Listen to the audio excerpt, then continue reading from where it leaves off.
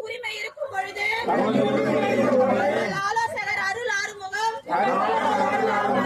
எங்களுக்கு வழிகாட்ட உரிமை இல்லையா? பதவியில் இருந்தும் பொய் பேசும் ஏவா வேலுவே நிறுத்திக்கொள், கொச்சைப்படுத்துவதை நிறுத்திக்கொள். விவசாயிகள் போராட்டத்தை